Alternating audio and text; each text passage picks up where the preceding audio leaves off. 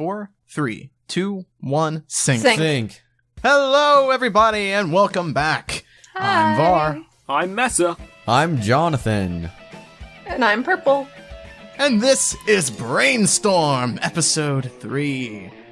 So does Brainstorm have, like, storm clouds and lightning in the intro, or...? Yes, there'll be storm clouds and lightning and then a big brain that's, like, pulsating, and, like, ideas are coming out of it, but they're all just poo-poo. Aww. Oh wow, It's it's so brown accurate. rain. That'd be a neat intro, I guess. We don't have I guess anyone so. who's talented enough to make something like that, though. Well, I don't sell Zero Short. Pretty sure Nah, everyone he here might- at he might least pull can some make stuff. something. Even I could probably make something, to be honest. Even if I don't want to. I guess the point wasn't so much that we don't have the talent as much as no one has the drive to make something like that. Hey, school's back. Like, no one's gonna actually sit That's down true, and make Prpl. this. I'm sure you could, but are you really going to though? Would you pay me? No. No, Yeah, no. I wouldn't pay Yeah. myself to do it. I wouldn't pay myself either. Oh. I've already paid you personally for so much, so you might as well start doing some favors.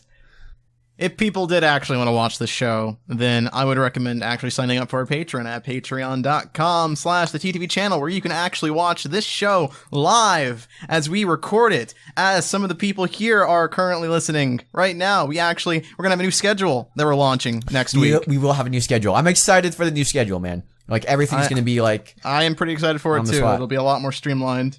It'll be Cool. I'm For not only going to $1 a dignify month, that you with a can listen to groan. this jerk make his Yeah. stupid jokes live. Isn't that what you've always wanted? To hear Cool? Sketchy. Oh, man. Man, I don't think Making it anyone's worth dad it. would even sink that low, Meso. That's how Wow. that's how low you are right now. Guys, last week we talked about Brickonicle. We hit a bit of an impasse when it came to some certain topics. We were obviously still on the process of trying to plan out the route of our TV show for our BIONICLE G3 pitch here. And there were a couple things that were brought up. Makuta and his involvement with the Mask of Control, how he was separated, where he's going to be resting, and where the Mask of Control is. Some nice back and forth there, but I think the conclusion that we left on for a lot of that discussion was, we don't remember. Let's go back and listen to the podcast. So I did that, actually. I didn't Oh. fully listen to every podcast. Of Oh, I'm course. proud of you, Var. Thanks. You'll be happy to know that I got no useful information because we never addressed it. I don't think yeah. Okay. We never addressed it. No, if we did, I could not find it. I checked all the podcasts where we talked about Makuta, we talked about the Mask of Control, we talked about the Mask of Time, and it seemed like most of our discussions were about the Toa and their involvement in that thing, but not so much the nitty-gritty of what's actually going on with Makuta and his mask of power. So we established that instead of the great, the great spirit, the greats taking taking the mask away from the great god, from the The great gods. The great great gods. gods. Use your words, Var. Dude, there are a lot of greats going on here. I'm getting all mixed up. Anyway, we established that the Toa instead were the ones to battle Makuta and Akimu and lock them away. So that was essentially what we came to with that discussion. We never actually talked about where they were going to be locked away, how they were going to be locked away, and like what happens to the mask afterwards. Kind of an oversight. Now, last time we did get into the whole labyrinth idea. Here's the thing about the labyrinth, though. Here's Okay. my thing isn't so much how, it's not so much where. My thing is why. Why would there Right. be a giant labyrinth on our island where the Mask of Control would be hidden? Maybe Part of it the made thing is like itself. Well, my idea was kind of that the Toa wanted the masks to be locked in a place where they couldn't be acquired or obtained unless you were deemed worthy, in a sense, but I guess it's not really consistent because the regular masks of power are just locked away with a key. right, exactly. Right. What if there is a key, though? Like, what if it's the skill and keys? Right, but like the interesting thing is though, it still makes no sense to do a labyrinth. If I'm hiding, if I had a very powerful weapon, just like a really, a golden gun, right? That was like, oh, cool. I wouldn't be like, all right, I'm gonna put my normal guns in the safe. I'm gonna put this extra gun in the safe in the middle of a giant maze because that's gonna really help. I would just make a more secure safe. So I don't really get the idea of the labyrinth as like a test of skill, because it doesn't really make sense for anyone to gate the powerful thing behind something. Like, just say you really need to access it, because that's why they're not destroying it, right? They're still keeping it around. So if you really need it, you do not want to go through the giant maze and everything to be able to use it again. What if there's like a shortcut that like only the true people can get to, but the Toa don't know about it because they're noobs? Okay, new idea. What if it's less of a labyrinth or a maze and more just some really dangerous area? Like the mask's powers have affected nearby terrain and turned it into this pseudo-obstacle course, or just some really hazardous locale. That's not a labyrinth, though. That's just a dangerous area. Yeah, I'm essentially dropping the labyrinth thing. Okay, so you're... Okay. Like, I could see a labyrinth working if we're talking about the Mask of Creation, because that seems like something the Mask of Creation could make, a labyrinth, just to kind of be there. But, like, the Mask of Control, I can't really think of a justifiable reason why the Toa would want to make a maze to keep it in. Right, exactly. It would make more sense for the Mask Control to have an army surrounding it. Either of the undead, like in the Skull people, or just like other people. Yeah, Variki, literally anything. Yeah. It would make sense for the Mask Control to be guarded by people or beasts or something, but not for it to have a giant labyrinth around. What if it's like inside a giant monster that is like controlling or something? Like a giant whale underwater or turtle. Or it's being worn by a giant monster. Dun, dun, dun. Well, I mean, yeah, like again, like the whole thing with like the mask is kind of like the Ring of Power from Lord of the Rings, where it's like it has a kind of mind of its own. It's not an intelligent, separate entity per se, but it does have a mind of its own. You know, right? I mean, it's not. It doesn't really need to be something that Makuta himself has to really work for, because I mean, it's only going to be like half of it. It's like 6 episodes really of him trying to get it back. It's mostly just him trying to locate it. That's his thing. Right. Okay. That would be a cool Rahi, actually. Now I'm thinking about it. I like that idea a lot. I'm just envisioning this massive creature with this super tiny face. No, well, I think it's like the it's a giant centerpiece monster of its head like, or something. Yeah, it's like a jewel in the middle of its head or something. Or it's like in its heart or something. I'm down for that. You can make a great set based off that. Like the Mask of Control corrupts this giant creature and it starts rampaging around. There was a pitch that I believe it was made by Dark Maestro. Again, one of those pitches.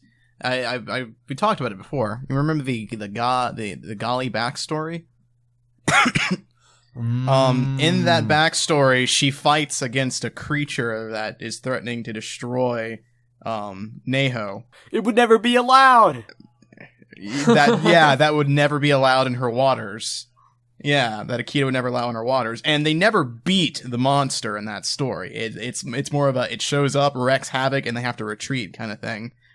So it's an open-ended plot point that hasn't been resolved yet. But it was a creature that made no sense in that region. It was something that Gali, upon seeing it, was like, this is not something that Akita would ever have allowed in her waters. This is something far more dangerous. It's funny that while you're mentioning, like, as you're mentioning that, I was reminded of the Fire Spitter. Or I guess like the Kardas dragon type thing. The thing that, Tahu kind of drives into Kokoro as well. Well, see, for that thing, that was, we talked about that last week as well. Sort of like a thing where, the Mask of Control is influencing the Fire Spitters, and that's why they're so rampant. But I never really imagined those as like a giant monster as much as just a horde of creatures like the new Irama from G1. Okay, all right, fair enough. Now for this creature, are we thinking something like Godzilla or some massive Cthulhu tentacle monster? Yes. I pictured like almost Godzilla because I'm partial to dragons. Big surprise.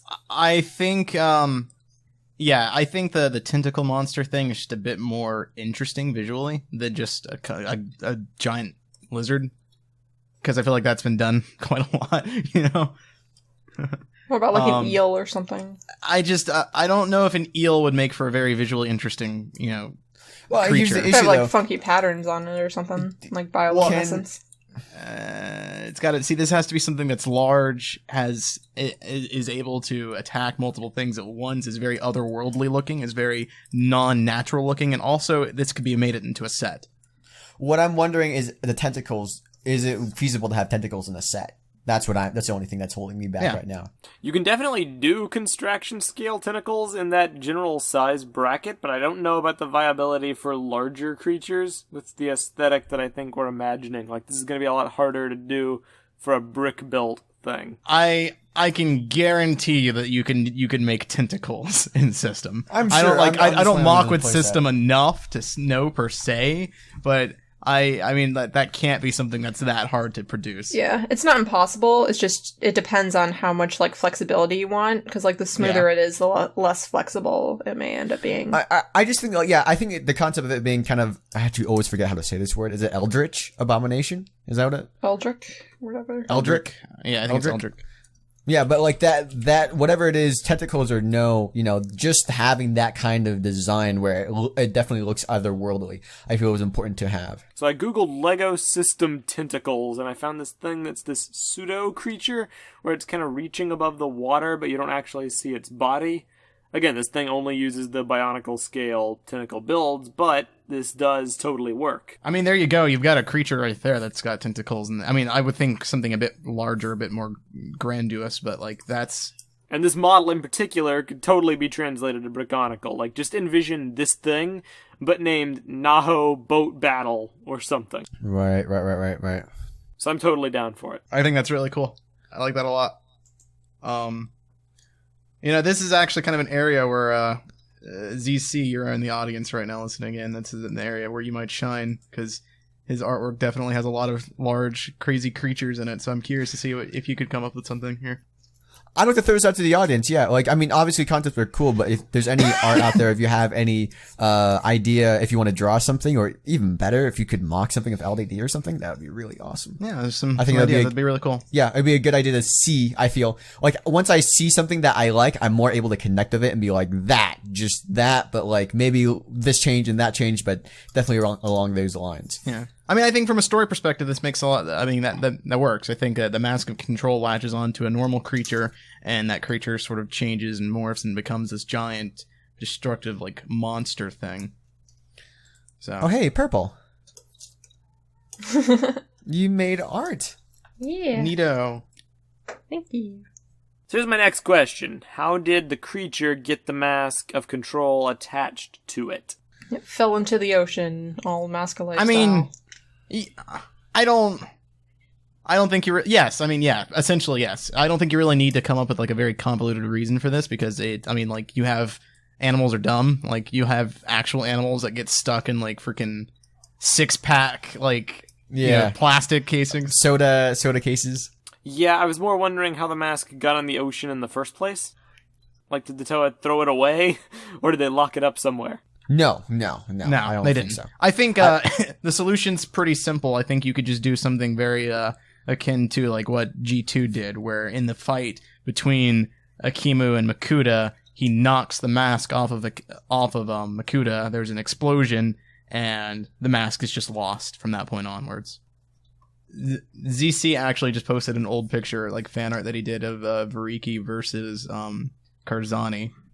And that's actually really cool. I like the cosmic thing of it. Yeah. Another concern is that it might be a slight bit derivative to have two giant tentacle Cthulhu monsters. It's fine. I mean, Karzani could be like more skeletal or whatever. No, I think that like you could make an argument that the creature itself was influenced by Karzani too eventually. Yeah.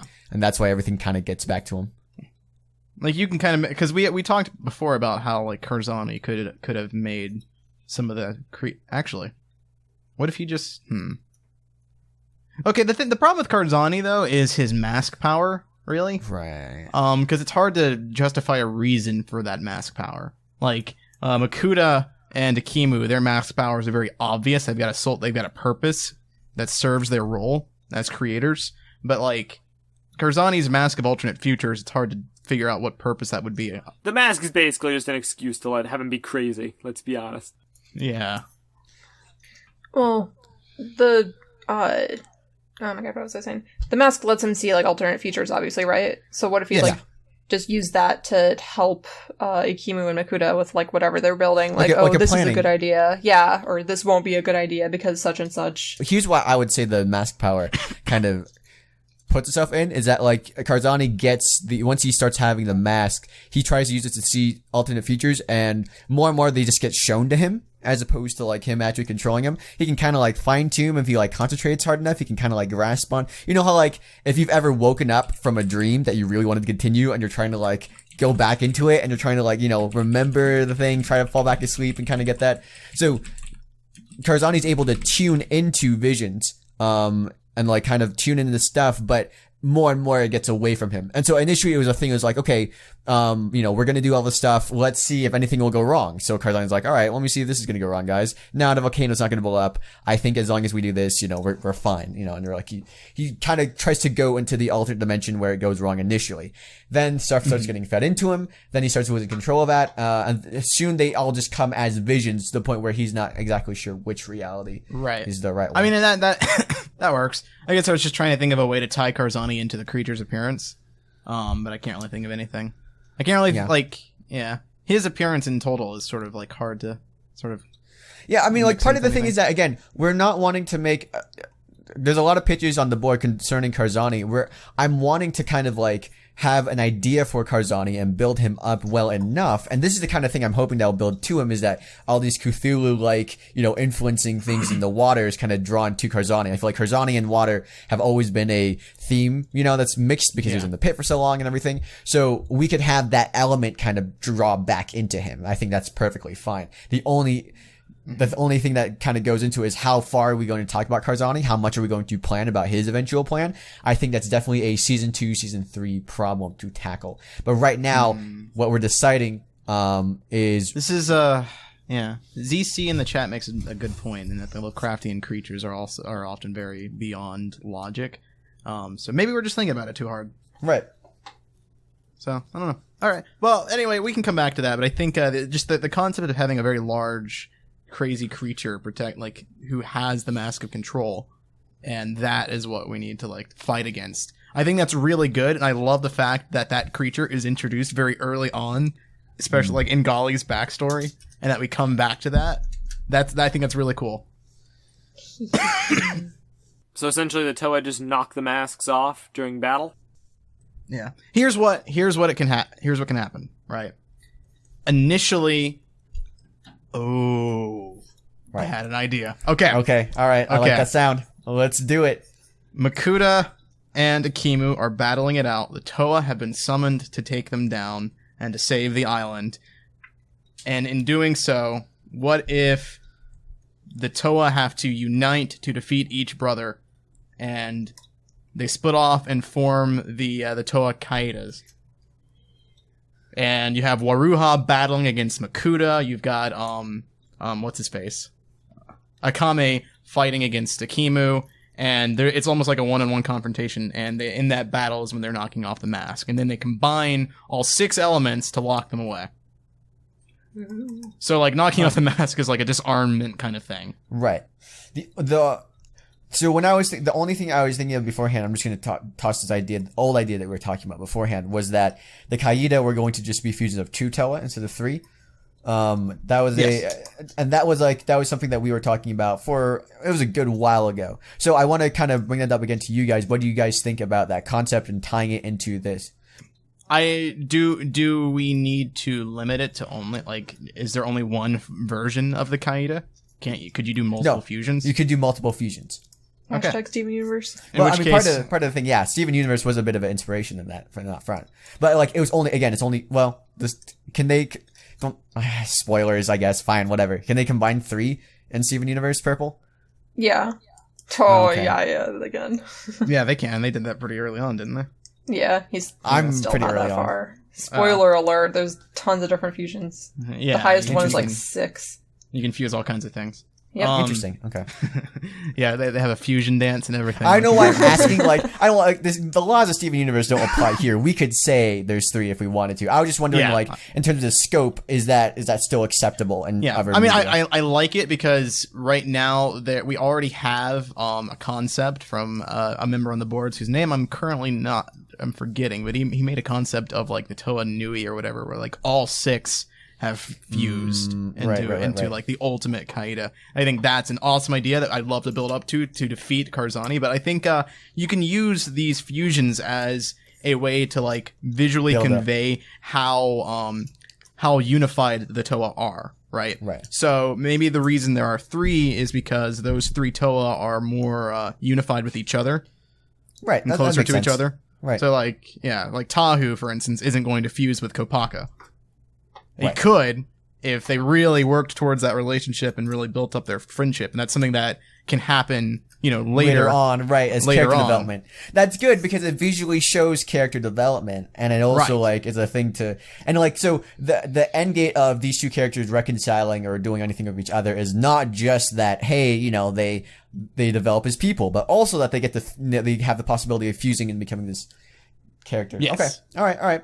I like that idea. I like how it's building up. The other thing that we have that was never explained either in G1 too is why don't fusions happen all the time? Why don't they remain in fusions? And why don't the Toa immediately as anything wrong happens goes, all right, let's fuse together and become the ultra powerful person that we all could be. You could once again turn to Steven Universe and be like it requires a lot of like mental effort and like physical effort to be able to do like fusions. So they can't do it all the time, huh? Yeah, no, they can't just like automatically do it like that. It has to be like they have to be in sync like all the time in order to maintain the fusion. Otherwise, they get unfused. I also always imagined the Keita were useful situationally due to their size and general power. Like maybe they were stronger, but their powers slow them down, so it only makes sense to combo against certain enemy types. That's good. I like that. Of course, that mainly worked back when I wanted them to be Mixel figures, so the size could be represented. I'm not opposed to Mixel joints for the 3 Kaida or the 6th one. Yeah, I'm thinking like of situations where if the Toa were fighting like 6 Rakshi, for instance, maybe they wouldn't split up. But if they were fighting the 2 brothers, then it makes total sense. Okay. I do kind of like the idea. This doesn't really... It kind of goes against what you just said, but I do kind of like the idea of subverting the appearance of strength when it comes to these characters because of the since it is sort of a magical ability and not a physical one. So like I'm kind of thinking inspiration from like anime like Naruto or Dragon Ball Z or something where like you've got Goku who goes to Super Saiyan 3 and he's like ridiculously buff and has the giant haircut and everything. God. But then you go even further to Super Saiyan God mode and he just looks like normal Goku. In fact, he looks thinner than his normal self. Interesting, yeah. No, I also think we could also do, like, the reason why they're so slow is that, like, they are still 2 people controlling one body, so the mind is, like, kind of not fighting against itself, but, like, it's a lot harder to do things in that form than it normally is. Yeah, it's just physically, emotionally, and just straining in practically every regard. It's literally you having to share your body with another person.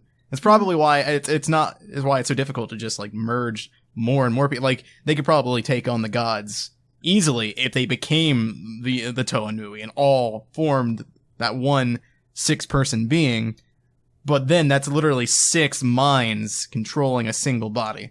Right. Yeah, I imagine it's ridiculously hard to do. Your unity needs to be to a point where it's like... What if at the end, like, the end of the series was them combining into the Toa Nui, but, like, at the end it killed all of them, and then the power got passed on to, like, another generation? Oh my god. At the end of it? That's really sad, but really awesome, and I like it. Yeah. Forget you heard that, everyone. Years in advance. Spoilers. It's okay. Alright. It's good, though, because I do like that, only because what it does is... they're going to form that form to beat the enemy ultimately, right? And that stops the villain from existing. So there goes all the conflict, right? But then you just kind of have Toa characters just sort of like wandering around. Right. Yeah, just sitting around. I like that because not only does it wrap up the story, but it also takes away just those hero characters because we don't need them now. Right, exactly. Yeah, I can see a lot of comparisons with Journey to One's ending. And, like, for all the flack that we gave that show, the actual ending was one of the things I legitimately did like, if it was just written better. Yeah. It's not just like it was written well, it's just the pacing that goes into it. It was all the surrounding stuff with the Toa discovering their true power and the Shadow Realm that was awful. But the actual ending of the Toa returning to the stars and sacrificing themselves? That's fine. Yeah, that concept is totally fine. The problem is it wasn't earned. The show didn't do the steps necessary to make that ending feel justified. Worth it, right. And so in this, like, you know, again, like we would have built up over years that Kaida forms are hard to do. And therefore, once you get into them and everything, and then, you know, like, once you get into that power scales, we see, it would be interesting if the Toa Nui, I guess, like the all 6 combined, was like one of the giant big figs, you know, how Ares is and Giant Man and that kind of thing. Yeah. Because that's how Makuta's ultimate form is, so like a Toa themselves kind of thing. And then like at the end they literally those characters, Taku, Gali, all like or the characters that we have known die, and then the mantle of Taku gets passed on to whoever else years in the future. Voriki could still be around as a Turaga or whatever. Yeah, that's Voriki, cool. Yeah, that's Voriki cool. Would be. I like so that. Voriki could be like who is it in Legend of Korra? Who am I thinking of? Just I guess any of the old gang. Yeah, literally any of them. There's tons Literally of any of people them. Yeah. Yeah, I like that a lot. Okay. So, let's see. We've established our main villain. That's actually, you know what? That's really cool, because what we've done now is we've set up a major, like, the big boss for season 1 who isn't Makuta. Season 2. Yeah. Well, okay, yeah, season 2. Year 1, season 2. So Gali's flashback should definitely be in season 1 to build hype for the creature. Yeah, Yeah, we should. That'd be very early on. Well, I mean, I think, yeah, you can have Gali's be the second episode, really. You've got, like, the first episode, which is Tahu, and then Gali's is the second one. Alright, so the Mask of Control possesses this creature and is seeking to return to Makuta, which is why the creature starts to edge towards the island's population as Makuta grows in strength. Yes. I think what you could say is that the Mask of Control is, like, it's realizing that the revival of Makuta is going, you know, getting closer and closer, so it is actively seeking out Makuta. Alright, awesome. Now we just have to actually plan out how this encounter will go. Because obviously the Toa need to defeat the creature in battle at the end of Season 2, but we need to also set it up to where Makuta can get his mask while still remaining incognito once the battle's over. The Toa should defeat the creature, and then Makuta is revived, I think. Because the idea here is that they think that they've won, and that they've saved the island, and then they beat the creature, they've unfrozen the island, and then Makuta reveals himself to be a thing. Yeah, but how does Makuta actually walk out of Season 2 with the Mask of Control if he's still in the shadows? Yeah, no, you're right. It's a good question. Because then from there, he needs to also find Kopaka.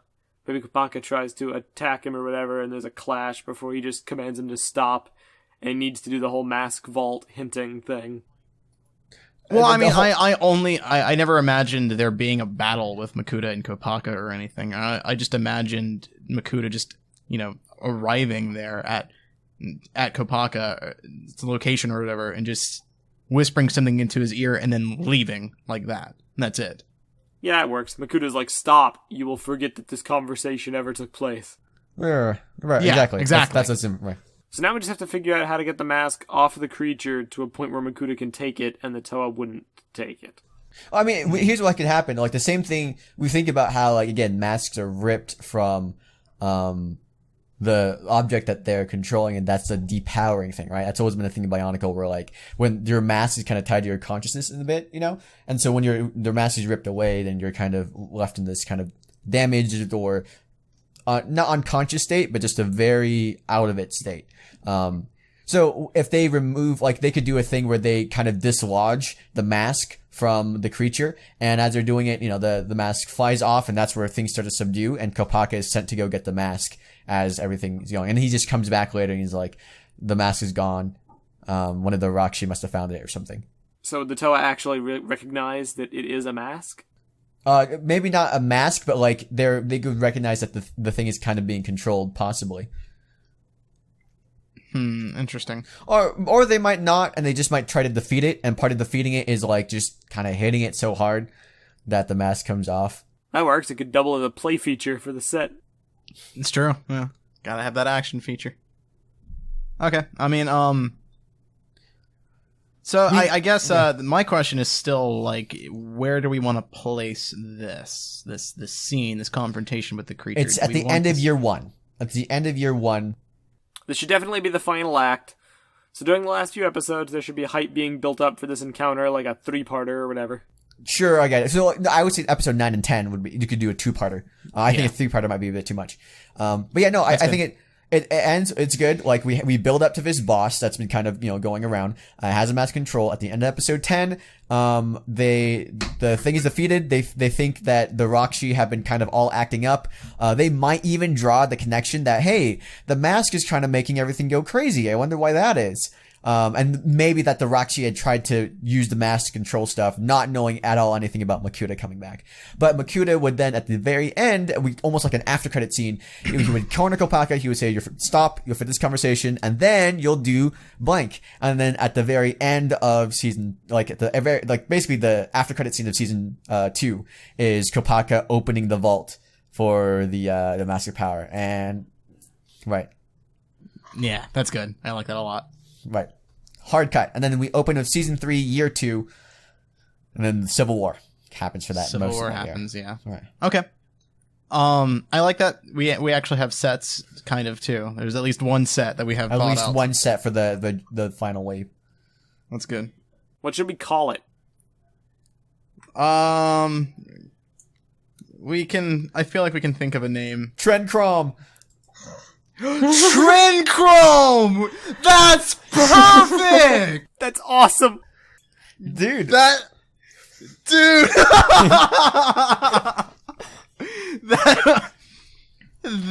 was the perfect name. Legit phenomenal. Wow! Yeah. Works in, man. Trendchrome. I love it. Alright, that's great. I love that G1 callback. It's amazing because this creature literally fits that description. Yeah, right, exactly. Like Trendcrom was just like a crazy weird thing that no one could really comprehend. I love that. Oh man. Okay, wow. Wow, guys. Great. Way to go, guys. High five. That works out real well. We're really fleshing out all these different adversaries nicely. Yeah, season 1 Rahi, season 2 Trendchrome, season 3 Variki. Ricky should be. We could. I mean, season 2 is the Civil War is going to be a big part of season 2. We could actually have the after effect of Civil War still affect season 3. So Variki would be a big one. Obviously Makuta at the very end. Oh, duh. No, yeah. You can have Variki be the main like confrontation of season 4, and season 3 can just be the Civil War. Right. Exactly. Yeah. Okay. Cool. And then obviously the season 5 and 6 is all Makuta. Yeah. But we could put the Raiders too. One of the things that was actually like going on, I wrote in the thing for Tiro, is that like, because it's a very peaceful village, but like a lot of the younger people, like it used to be a very big nation back in the day before it kind of like turned into this more studious, peaceful place. And a lot of the younger people, there's like an active, not maybe kind of rebellion, like an active like military presence among a lot of the younger members who are like, let's get assembled together and build back this army. And so that could turn from, when the Civil War goes south, they could kind of be exiled and turn into raiders or that kind of thing. Right. Okay. Whew. All right. So that's actually, I mean, that's, wow. It's pretty much like I feel like we've kind of got the plot ready to go. We need to actually sit down and figure out episode by episode what goes on, but I think we're good. Episode by episode. Good okay, outline. but that's good. Do we want to like maybe talk about that then? Just a little bit. We have 20 minutes left in this thing, so. Sure, we can talk about it real quick. Let's also make a list at the very end. Let's talk about like what we're maybe looking for in the community to pitch in for this next upcoming episode that we're doing. Which might be a while actually, but. So from here, our biggest challenge will be planning out the structure of these episodes, like what's going to happen in all of them where they're hunting for the mask fragments, and also the flashback stories. I know we have ideas for some. Not all of them. Mm-hmm. Some we don't have any clue about. Yeah. What would Onua's flashback story be? Someone actually, once again, I believe it's Dark Meister. He actually wrote up a pretty decent story of Nanua's backstory. Yep. I think he's done pretty much all of the Toa, actually. I think it's definitely worth going through and reading some of those, because they've got great ideas. Let me actually find this guy's name, because I know I'm not sure if it's Meister. I think Dark Meister is the guy that made the Brickonicle theme song, the music. Yeah. Oh, the music. Isn't that the? No, I'm thinking of someone else. Am I thinking of Dead Matoro? Yeah, probably am. I think there's a girl we met at Brick Fair. Who name was that's not Dark Meister. Okay, there's a lot of names. The DM, man. The DM. Yeah, there's a lot of DM names, and it's actually kind of getting on my nerves recently because I can't tell who is who anymore. There's a lot of names that start with Dark too, and it's Dark Master, Dark Maestro, Dark Nova, and it's just okay, guys, can we cool down? I'm gonna go change my name on the boards to Dumessinac. Well, it has to be Dark Messinac. That'd be the thing. Dark Messinac. Good grief. There you go. You live to cause us pain, don't you? Anyway. But yeah, so the flashback episodes are things that we can come to as we get to them, though. But I think we want obviously the first episode's got to be Tahu's flashback story, and that's sort of setting up the Civil War, but also the conflict between Tahu and Kopaka. Did we decide if that was going to be a two-parter or not? I can't remember. The first one for episode 1, quote unquote episode 1, the first episode and the second episode are a two-parter. Yeah. Is that what you're saying? Yeah, no, that's what we decided on last time. Okay, I couldn't remember. I just wanted to confirm that. No, okay. I think so. The backstory stretches into both episodes. The first part is going to be Tahu and what he's dealing with, and So by two-parter, this is technically a really long one episode thing, right? Yeah. Yeah, that's but what it's for syndication purposes, it can be split into two different episodes. Right? It's a premiere. When it launches, it premieres back to back. Right. And it did on Ninjago, I think. So for episode 3, when the Toa have met up and right before they set out on the quest, how are they actually going to find out what they need to do? It's part of it's a good question because we don't really have that wise elder character telling them. I kind of thought that the gods would tell them initially. I mean, you know what, that I don't really like it per se, but I think I don't either. It's exposition-y. But they're it's a thing. Hey, you've been chosen worthy to inherit the mantle of the great warrior Tahu. You are now the Toa of Fire. Who's whoever is worthy, yada yada, and it's time has been vested. Restore the mask, and all shall be well. Some vague thing like that. And then they're restore the mask. What does that mean? That's fine. I like the idea that the gods are communicating with the Toa, when they become Toa, first off. Right. That works. Okay, so episode 3 can open like that, and I figure that while the Toa are figuring out their game plan, we'll be cutting between them and the Rakshi, who are also figuring out what they need to be doing. So will the Rakshi at this stage in episode 3 have any idea that the Toa have awoken? No. Probably not. Okay, so they think they're completely uncontested. We just gotta get the pieces and then take another crack at it. Right. Get the mask again and try again. Exactly. So their goal is to collect the mask as well. They don't realize that the Toa are around. Alright, so the first 3 episodes are mapped out pretty nicely. So launching from that, we have 4 through 9. Obviously, some will be about the fragments, but some will need to be about the flashback episodes. Yeah, I would say we actually only do 3 or so flashbacks in the first season. So I'd say do Tahu, do Gali, and then do Liwa.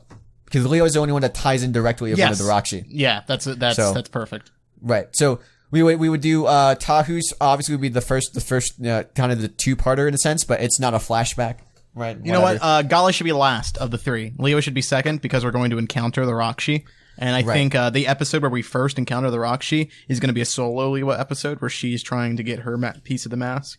And then you have her flashback kind of intertwining as she meets Lirak. Well, wait, are we going to do... I thought the Toa were going as a team to each village.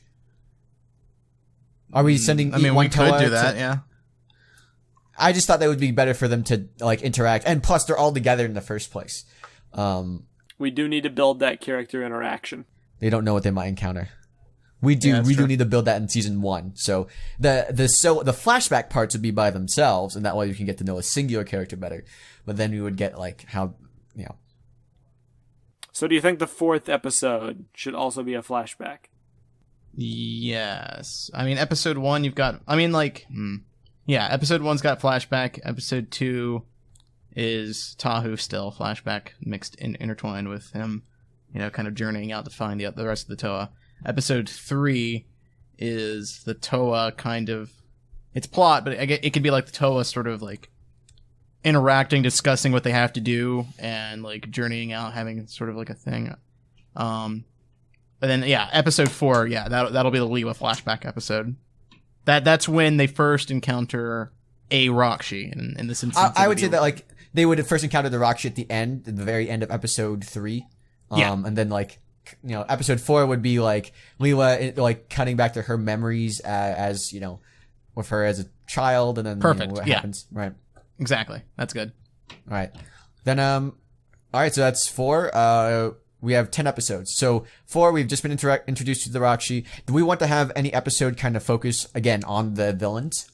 I envision most of these episodes having split screen time between the heroes and the villains, a la early Nexo Nights, where they'd constantly cut to the Book of Monsters and Jestro scheming. But as far as standalone villain episodes, I honestly don't know, because I guess it depends on how we want to handle those characters and how sympathetic we want to make them. Iruni would be pretty sympathetic. It's also going to depend on framing, because, for instance, the Rakshi should totally win some of the encounters for the fragments. If this episode is from the Rakshi's perspective, though, then it can be some variety and some feeling of accomplishment. The tone should be happy. But if that episode is from the hero's perspective, then the tone shifts to crushing defeat and the need to try harder tomorrow, etc., etc. Yeah. I do think that like maybe the 8th episode should have a thing where we focus on Norik, or kind of like what led Norik to become this thing. Because Norik and Tahu's stories are a little right before the final 2, right? Exactly. Yeah. And then we could also do we could make, I don't know if we should make that a proper thing in every season, but like we should kind of focus some kind of backstory to build the villain up, because the villain is always going to be a part in the story, a point in the story. And I feel like one weak thing about not just like Lego, even Marvel, for example, they don't give enough attention to their villains and what they're doing. Like the Defenders. Right, exactly. I say exactly. I haven't seen it yet. Still, so hyped. I was so hyped for that show last year. It came out and I was like, eh. Yeah, I still haven't watched it yet. You're not missing too much. Villains are important and all that. So 8, okay. So 5. 4 we do the flashback. 5 we do what do we do in 5? Probably just more fragment hunting. Yeah, they're collecting the each piece. Alright, so for the flashback structuring, it'll go Tahu, Lewa, Gali, and then one for Norik to close out the season. I don't know. I think Gali should be the last flashback we see for the season. So swap it out with Norik? Yeah, you could swap it with Norik or put it in episode 9. Yeah, I think we could do Gali's episode 9. We don't have a 2-parter necessarily we need to do for that one. Yeah. My only concern is that a somewhat unrelated character flashback that close in proximity to the finale could kill tension or pacing, depending on how long it's drawn out for. I don't know. I mean, like, because, like, keep in mind that Gali's backstory is literally the origin of Trincrum, or, like, at least introducing Trincrum. Scorpion Strike asks, if Trincrum is important and shows up in Gali's backstory, wouldn't it make more sense to put the flashback in Season 2? The answer is, if Trincrum was a sentient character with goals and motivations, then yes, it makes sense for the sake of character establishment. But he isn't. He's just a Rahi. So this is more foreshadowing than anything else. Like, you plant the seeds in Season 1, water them in Season 2, and then the plant grows.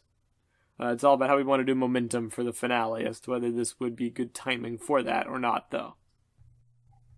In which case, maybe what we'll do for now is we'll think on it a little bit, and we'll come back next week and talk about that a little bit further. Maybe we can even think of actual episode structure, like off scenes, and kind of come together and talk about that. Yeah, sounds good. I'd actually like to hear again audience pitches for this. we're going for what? Design for Trendcrom, and also what you guys think about the way flashbacks are being handled right now. Do you guys enjoy flashback episodes? I think just episode ideas in general are a cool thing. If anybody wants to make storyboards or stuff, that'd be awesome. Yeah. I think that's a great idea. If you guys have, like, because we've got 3 episodes essentially where our Toa characters need to be collecting the Mask of Time, and we need story elements to put into those 3 episodes. So if you guys have ideas and like a cool episode idea that you think would be awesome, go ahead and suggest it. Just a couple pictures, who it's like, the storyboards again, 1 or 2 or 3 of them. Or even like general concepts for ideas for the episodes. Like, do the Rakshi have plans to get the fragments? Do they outfight or outwit the Toa? Do they have any clues where the fragments end up or how to locate them? Or do they have other ways to beat the Toa out of the fragments? And that all goes back to what we've talked about before in regards to the fragments being in random or predetermined locations, because if the locations are fixed, there could be riddles and stuff. There could be. I did have a neat idea off here where it's like, what if the mask fragments are like pulsating or something, where like they would like kind of cut on and then off and then on and then off, and that could be like a signal as to how they're able to find them. Gotta get that temporal energy scanner. Yeah. I don't know, I had a neat idea of just like a Rocky, just like who's by the mask, who keeps aging up and then aging back and then aging up and back. It's like really kind of creepy looking. But yeah, that's just an idea I had. Anyway, that is pretty much going to wrap up Brainstorm for this week, everybody. So thank you guys so much for tuning in and watching this episode. Once again, be sure to check out our Patreon at patreon.com/TTV channel. You can listen to these episodes live as we record them. We're going to have a nice schedule for next week and everything, so those time slots will be posted, so everybody will know exactly when to show up for recordings. It'll be awesome. Totally fun times to be had. Also, put your pitches on our message boards, board.tvchannel.com, and we'll maybe discuss those. But I'm Vardaran. I'm Dark Messina. I'm John. And I'm Dark Prpl.